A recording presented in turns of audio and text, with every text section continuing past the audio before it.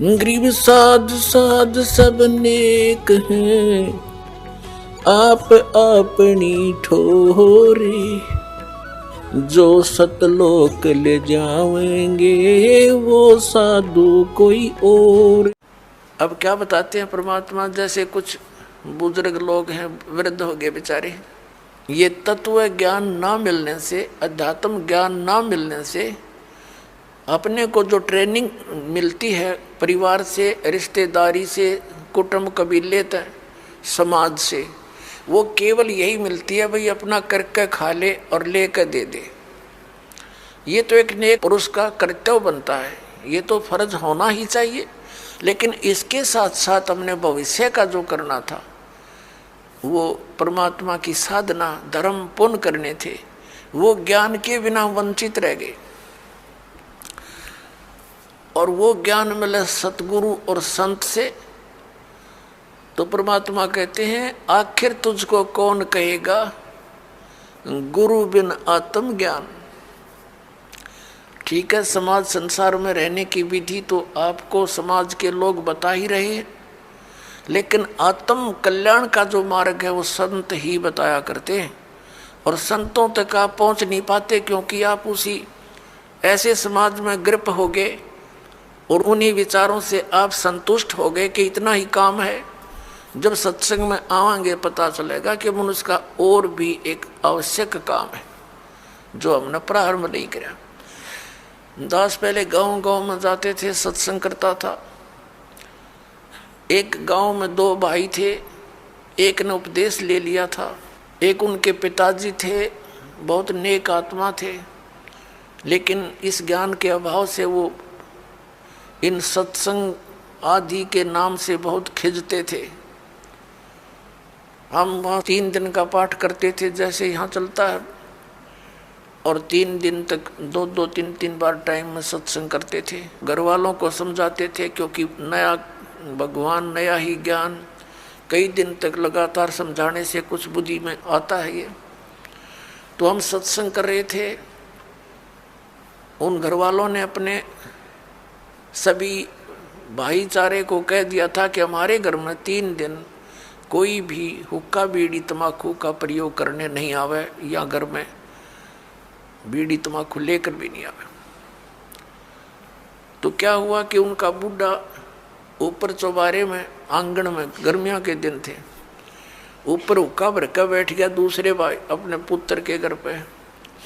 हम सत्संग करते रहे। तो जब सत्संग समाप्त होने को हुआ, रात, पहले दिन सत्संग सुना दिन में, फिर रात ने सुना, तो अगले दिन वो रात्रि के समय सत्संग समापन हुआ, बूढ़ा नीचे आ गया। लगभग 70 वर्ष की आयु थी उसकी।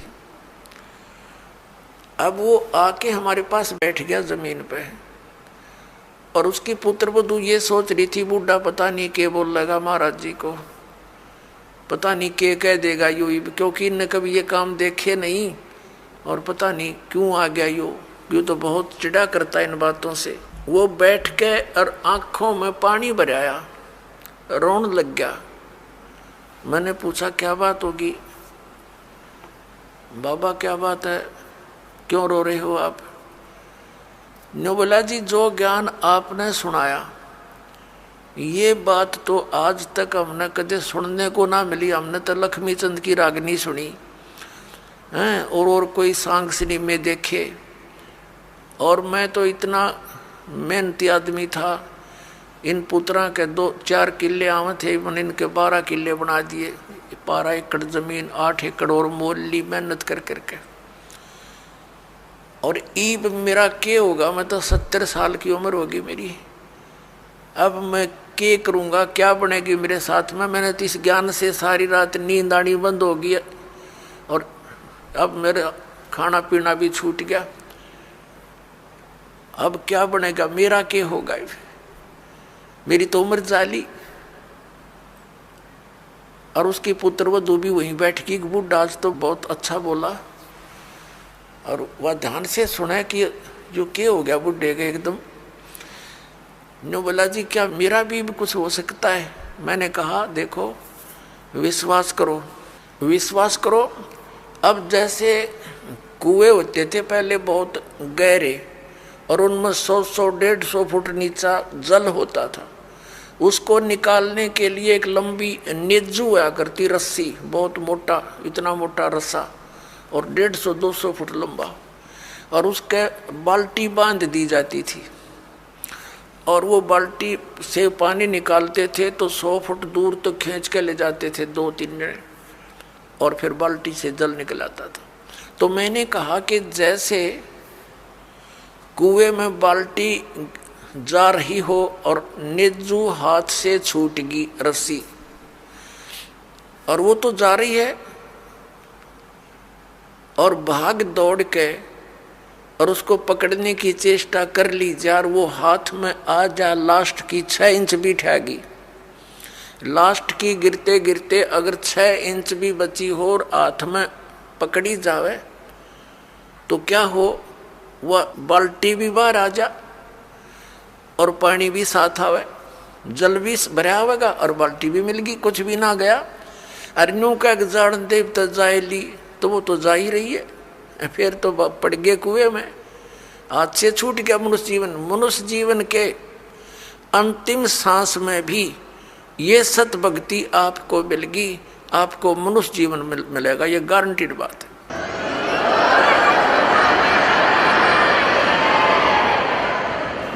और आप क्या तो अभी 70 वर्ष है, एवरेज 80-90 तो मानते हैं मनुष्य की आयु, और आप तो स्वस्थ दिखाई देते हो, करड़े हो, खूब तगड़े, और नाम लो, पर ओका बीड़ी शराब तम्बाकू ये छूना नहीं पड़ेगा, और आन उपासना कुछ नहीं करोगे। ये बाबे गांव गुम में जितने डेरे डेरे बन रहे हैं, या अन्य जो समाधि पूजा तीर्थ व्रत ये नहीं करने होंगे। ने बोला जी मैं तो कुछ नहीं करूं, मेरा पीछा छूटे क्यों करे, और कर करा लिया हमने, सारी उम्र डले डोलिए, मुझे दीक्षा दे दो। उसकी पुत्र वधू कहने लगी दादा ओके बहुत पीवे है तू, नाम लेकर हुक्का नहीं पीना। नो बोला तो देखिए तो एक बार, मन तो पता ही ना था इस बात का, आग लग गई सोके गए, फूकना मैंने मेरा गधा बनूंगा, कुत्ता बनूँ, ब्रांड मट्टी होगी। और संता के वचन है ये झूठे नहीं हुआ कर दे बेटी, तो पुण्यात्मा देख कर भाग जाएंगे बुढ़ापे में। नाम ले लिया उस भक्त ने और 10-15 वर्ष जिया, और सह शरीर आराम तो अपना मृत्यु को प्राप्त हुआ और मोक्ष हो गया। कहते हैं जीना तो थोड़ा ही भला जब सत सुमरण हो, और लाख वर्ष का जीवना लेखे धरे नहीं कोई। अपने आत्मा जैसे बालक भक्ति पर लगता है, बहुत अच्छी बात है, लेकिन इस ज्ञान से परिचित बूढ़ा तो सिर धड़कीबाजी ला देगा। नो पता है कि उसने तो रोज पता है ना मेरा कल टिकट कट जाए, तो स्लोप में लिया जीवन, कति नो ढलान में है, लास्ट दिन के रह जा 60 साल पाछे तो उल्टी गिनती शुरू हो जाए। ध्यान रखनी चाहिए बुढ़ा ने, और डट के करे भक्ति अपना पीछा छुटवावे। और ईबत ही न्यू बड़े रहे, जैसे एक कवि का एक शब्द है, बिना ज्ञान के ऐसे दुखी होते हैं। एर नर धोखे धोखे लुट गया आगी अंत गड़ी रे, आगी अंत गड़ी। एर नर धोखे धोखे लुट गया आगी अंत गड़ी रे, आगी अंत गड़ी। तो फिर क्या कहता है, पोता ब्यालों या मन में रही और एली करवा दो खड़ी।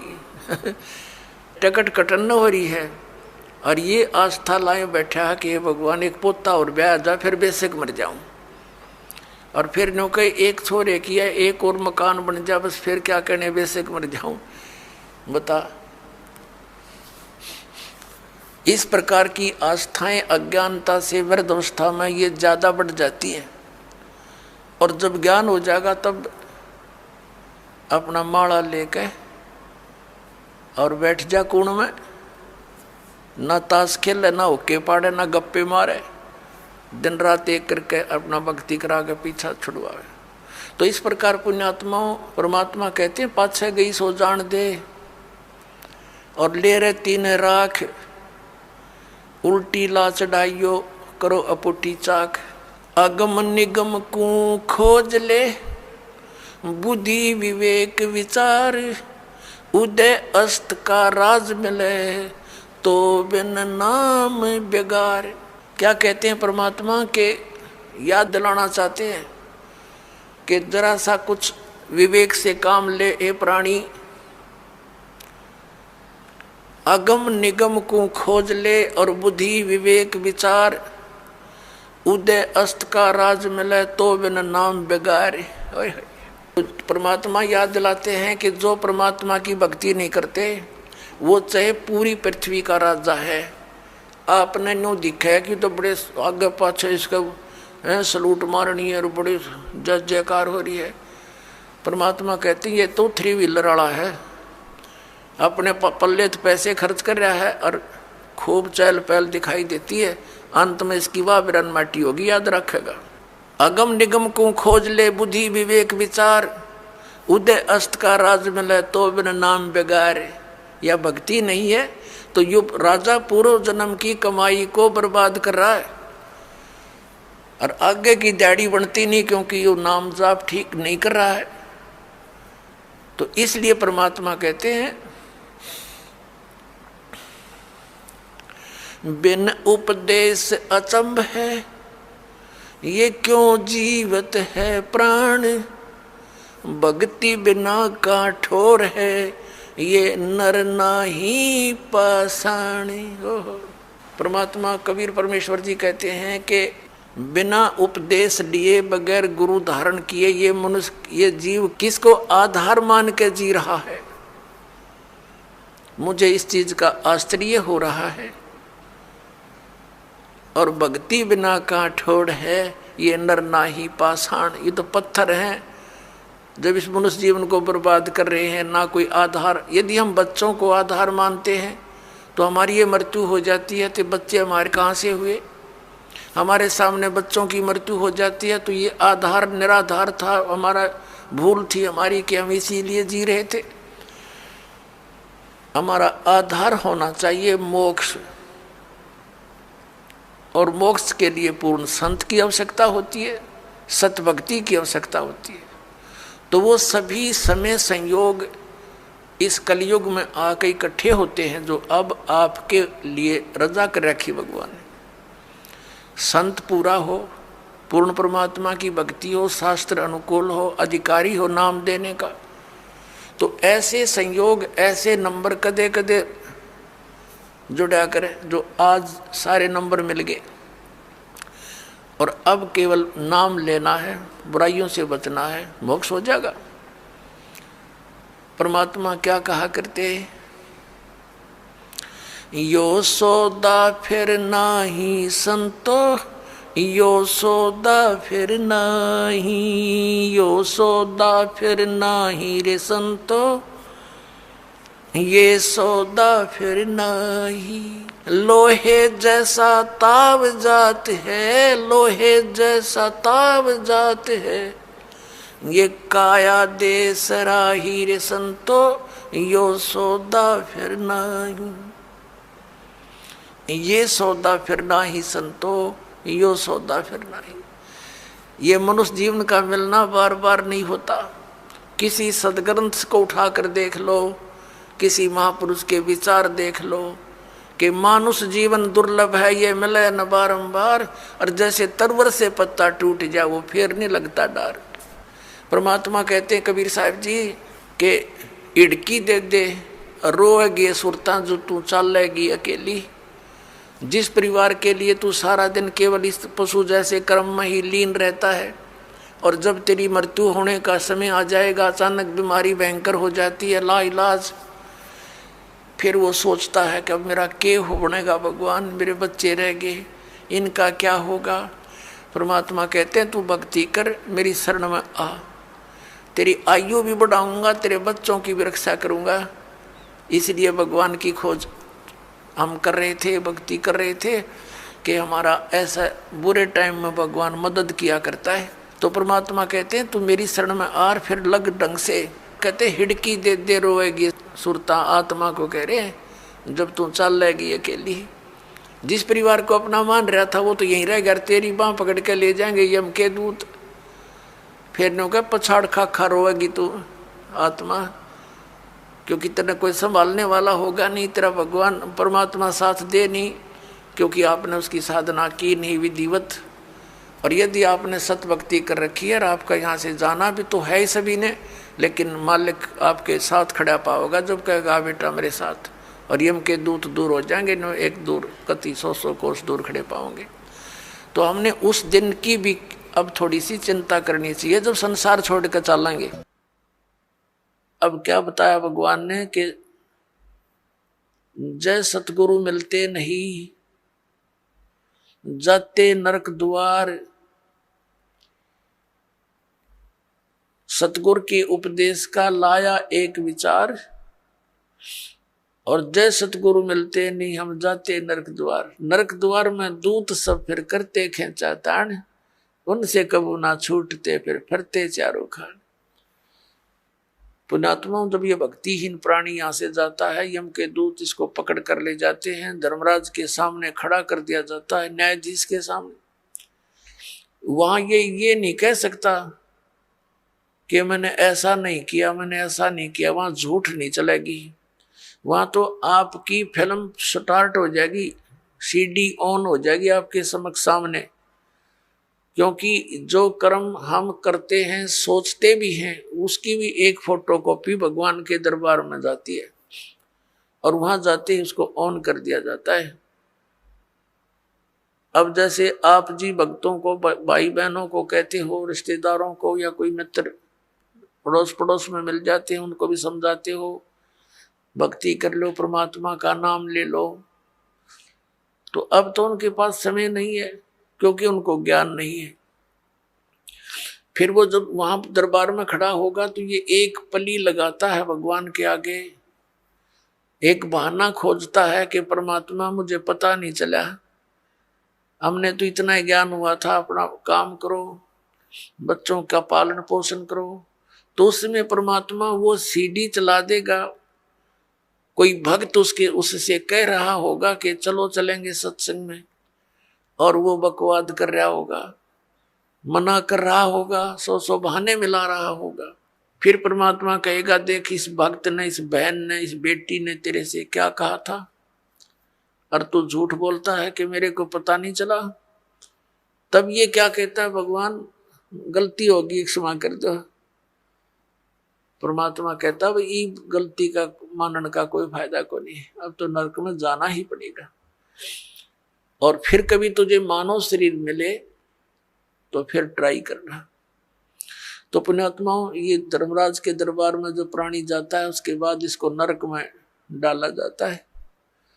और वहां तो लाखों की संख्या में, हजारों की संख्या में पशुओं की तरह चारों तरफ से यम के दूत, जो समझ लो हाथों में भाले, क्योंकि वो शरीर ऐसा है उसमें पीड़ा घनी होती है, और उसमें मरता नहीं प्राणी, पीड़ा ज्यादा होती है। तो उसमें सीधे भाले ठोके, आंखों में मारेंगे ना सीधे, और ऐसे जैसा भी हाथ में आओ उतना लठ मारते हैं, और उनको जबरदस्ती नरक में ठोक देते हैं, धक्के मार मार के। वो उल्टे बाजे उनके लठ मारे, और जैसे पशु को फाटक में रोकते हैं, ऐसा ठोक दिया जाता है। तो यहाँ क्या बताते हैं पुण्यात्मा, हम भक्ति से घने दूर हो गए, अध्यात्म ज्ञान आसपास भी नहीं रहा, हमें डर नहीं रहा इन बातों का। इन बातों को हम ऊट पटांग से मानते हैं, इन अज्ञानियों के ज्ञानों के को सुन सुन के अज्ञान को, कि भगवान कहीं, नरक कहीं नहीं है, यही स्वर्ग है, यही नरक है। अरे इतने बड़े बड़े ग्रंथ लिखे हैं, महापुरुषों ने आंखों देख कर बताए हैं, उनको हम अपनी सोच से झूठा कैसे कर देंगे? करेंगे तो करे रहेंगे, लेकिन सच्चाई हमारे कहने से मिट नहीं सकती। तो परमात्मा बताते हैं कि नरक द्वार में जब नरक में ठोके जाओगे, दूत सब और करते खेचा ताण, दे डंडा दे लठे अंदर ठोक देते हैं। नरक द्वार में दूत सब करते खेचा ताण,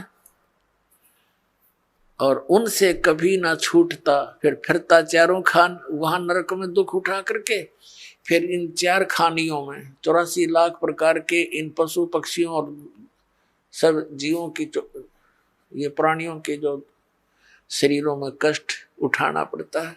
अब परमात्मा बताते हैं नरक द्वार में दूत सब करते खेचा तान, उनसे कबू ना छूटता फिर फिरता चारों खान। चार खानी में बरमता और कबू ना लगता पार, सो फेरा सब मिट गया मेरे सतगुरु के उपकार। अब सतगुरु के उपकार, जैसे गरीबदास जी ने कहा है कि जो जा सतगुरु की मैं बलिहारी, जो जमन मरण मिटाही, जो जन्म और मृत्यु के इस दीर्घ रोग का नाश कर दे। कहते मैं उस सतगुरु पर बलिहारी हूं। तो जन्म मरण का रोग का नाश कबीर परमेश्वर ही कर सकता है।